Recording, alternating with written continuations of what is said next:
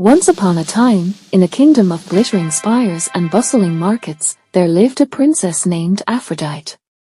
Her beauty was so extraordinary that poets claimed the stars dimmed in her presence.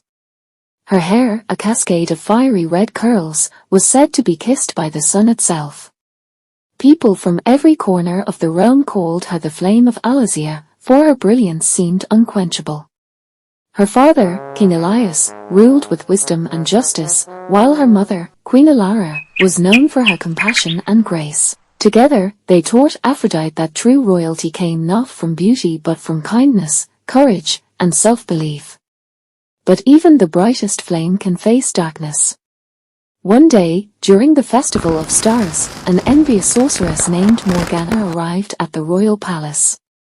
Jealous of Aphrodite's radiance, she disguised herself as a noble woman. That night, she offered the princess a goblet of enchanted nectar, toasting, "To everlasting beauty, dear princess."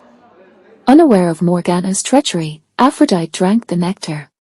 That night, her hair began to fall in strands as red as autumn leaves. She brushed and brushed, but by morning, her head was as smooth as polished marble. Her mother gasped in horror. "What curse has befallen you, my child?" Her father called for healers, mags, and scholars, but none could reverse the spell. "It is Morgana's doing. This is curse of envy, and only Morgana herself can break it," one healer declared. But Morgana had already vanished, her laughter echoing in the winds. The news of the princess's boldness spread quickly. People who once adored her beauty now sneered and whispered behind their hands. "The flame of Alicia is no more. A princess without her crown of hair is no princess at all." Aristocrats withdrew their marriage proposals, artists refused to paint her portrait, and her closest companions turned away from her. Her heart ached with every cruel word. She hid her head behind scarves, veils, and hoods, hoping the world would forget her. Her mother wept, but Queen Elara reminded her. "My child, you are much more than your hair. You are the flame that cannot be extinguished ever, no matter the circumstance." But Aphrodite had begun to doubt it. "If my beauty can be taken so easily, was it ever mine to begin with?" Aphrodite whispered to her reflection. One evening, Aphrodite stared at the mirror, tears brimming in her eyes. Her reflection, once a source of pride, now felt like a stranger. But in her sadness, a spark of defiance ignited within her. "If no one will help me, I will help myself," she resolved. She retreated to the royal library and read every tome she could find on hair, herbs, potions, and transformations.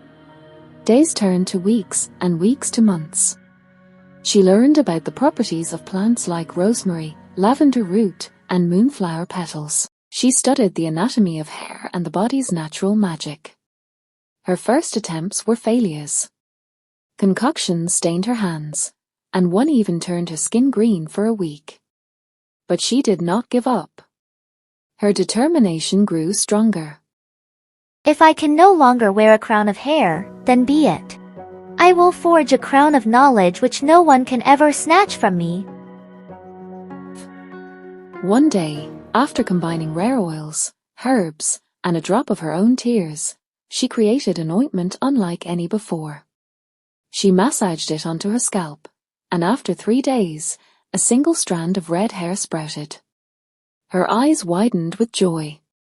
From that one strand, hope blossomed. But Aphrodite did not stop there. Instead of waiting for all her hair to grow back, she sought another path. Drawing upon her mother's skills as a seamstress, she began weaving threads of silk, gold, and enchanted fibers. She created hair patches that could be worn like crowns. These were not wigs of disguise, they were works of art. When she wore them, her radiance returned, but this time it was not born from magic or luck. It was born from her own hands. Her mother was in awe. "You have created beauty from nothing, my child. This is true power." Word of her creation spread across the kingdom. One day, a noblewoman approached her in secret. My daughter lost her hair to fever. Please, Princess Aphrodite, can you craft her a patch of hair like yours for her? Another day another woman approached her and said, I am too ashamed to show my thinning hair at court. Will you help me? Aphrodite remembered her own pain, the weight of loneliness and mockery. I will help you, she said. She wove hair patches of gold and copper, auburn and onyx, for nobles, servants, and commoners alike. No one was turned away. Soon, people from far-off lands came seeking her aid. Bold soldiers scarred from battle.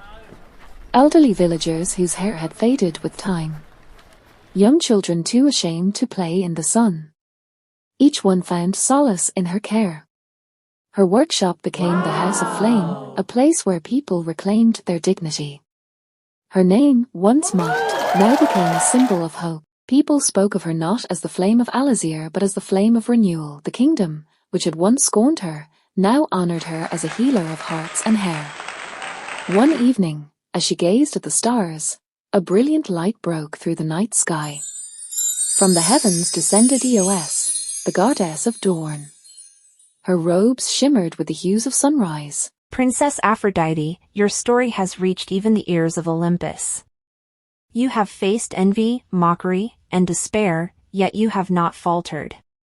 You created beauty from loss and gave hope to those who had none. Aphrodite bowed, humbled by the goddess's presence. I am honored, Lady Eos. You have proven that beauty is not something granted, but something forged. The gods have decided that your light is too great for one kingdom alone. With that she reached out and touched Aphrodite's brow. In that moment, Aphrodite's form shimmered with divine glow. The silk threads she had woven for others transformed into celestial strands that cascaded down her back like flowing starlight. Her mortal worries fell away like petals on the wind. You shall be known from this day forth as Aphrodite, goddess of love and beauty. With those words, Aphrodite rose from the ground, her feet no longer bound to the earth. Her presence became a force of warmth, healing, and beauty. She ascended to Olympus, her name forever immortalized.